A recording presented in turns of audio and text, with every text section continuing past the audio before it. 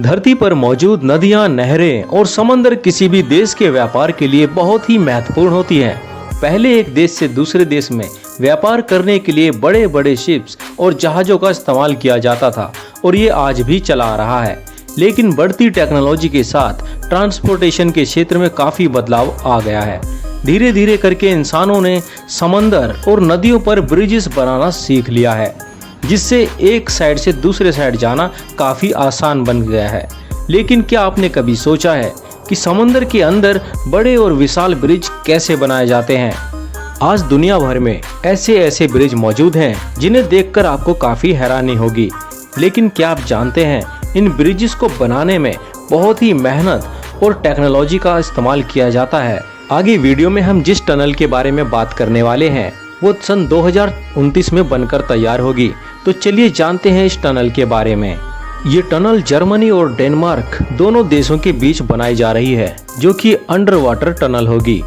आज इंसानों ने इतनी तरक्की कर ली है कि समंदर के ऊपर ही नहीं बल्कि समंदर के नीचे तेज लहरों के बीच भी अंडर वाटर टनल बनाने में महारत हासिल कर ली है। आज हम बात करने वाले हैं दुनिया के ऐसे ब्रिज के बारे में जिसे समंदर के अंदर बनाया जा रहा है। इस अंडर वाटर टनल में 2 लेन रोड्स और 2 रेलवे लाइन्स होंगी। ये टनल जर्मनी और डेनमार्क के 2 शहरों को जोड़ेगी। ये टनल रेडी होने के बाद ट्रांसपोर्ट के क्षेत्र में क्रांतिकारी बदलाव लाएगी। ये अब तक की सबसे बड़ी इंजीनियरिंग परियोजना है। इस टनल की लंबाई 18 किलोमीटर होगी। इस टनल का निर्माण कार्य सन 2020 में शुरू हुआ था और ये टनल साल 2029 में बनकर तैयार हो जाएगा। इसके बनने के बाद ये टनल लोगों के लिए वरदान साबित होगी। सामान का ट्रांसपोर्ट आसान बन जाएगा, जिससे ट्रेड आसान बनेगा और दोनों देशों की जीडीपी भी ग्रो करेगी। वैसे क्या आप जानते हैं कि हमारे देश की सबसे लंबी और सबसे अनोखी सुरंग कौन सी है? कमेंट करके जरूर बताइएगा। तो चलिए जानते हैं कि आखिरकार समंदर के अंदर ब्रिजेस को कैसे बनाया जाता है। कोई भी बिल्डिंग या पुल बनाने के लिए सबसे पहले उसके फाउंडेशन यानी कि नींव को मजबूत किया जाता है, जो कि बेहद मुश्किल काम होता है, क्योंकि जमीन पर तो आसानी से ये बेस बन जाता है, लेकिन जब नीचे हजारों फीट पानी की बात होती है तो वहां आपको आयरन स्टील ड्रम की जरूरत पड़ती है, जिन्हें पानी के अंदर डाला जाता है और फिर उसके ऊपर बेस के लिए मिट्टी, कंक्रीट जैसी चीजें डाली जाती हैं। जैसा आप वीडियो में देख सकते हैं, पुल की लंबाई के हिसाब से ऐसे कई लूप्स बनाए जाते हैं ताकि बाद में इन्हें ऊपर पिलर को रखकर खड़ा करके पुल के वजन को बैलेंस किया जा सके।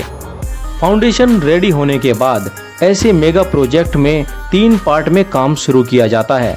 उसके बाद स्टेप बाय स्टेप दूसरी जगह तैयार किए गए ब्रिज के हिस्सों को लाकर उसमें असेंबल कर दिया जाता है। लेकिन ब्रिजेस हमेशा से ही इस तरीके से नहीं बनाए जाते थे, बल्कि पहले के दौर में ब्रिजेस को बनाने के लिए ढलाई की जाती थी। लेकिन बदलते समय के साथ साथ समय बचाने के लिए जरूरी फेरबदल भी हुए। उन्हें टुकड़ों में जोड़ा जाता है।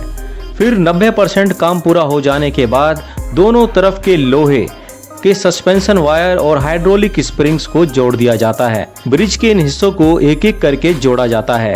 ये काफी मेहनत का काम है, लेकिन इन्हें लगाना बहुत ही जरूरी होता है, क्योंकि ये सस्पेंशन वायर और हाइड्रोलिक स्प्रिंग ही ऐसी चीजें हैं जो ब्रिज के ऊपर पड़ने वाले दबाव और झटकों को सहते हैं और ये ब्रिज को बांधकर उसे सालों साल बचाकर भी रखती है। और जब ब्रिज का काम लगभग पूरा हो जाता है तब इसकी पेंटिंग और रियलिबिलिटी के लिए 1 महीने तक टेस्टिंग की जाती है और सब कुछ ठीक होने के बाद इसका इनॉग्रेशन यानी कि पब्लिक यूज के लिए इसे खोल दिया जाता है। तो दोस्तों, कैसी लगी आपको ये जानकारी? कमेंट करके जरूर बताइएगा और चैनल पर पहली बार आए हैं तो सब्सक्राइब करना ना भूलें, ताकि आपको ऐसी इंटरेस्टिंग वीडियोस मिलती रहे। तो चलिए मिलते हैं आपसे ऐसी ही इंटरेस्टिंग वीडियोस के साथ में।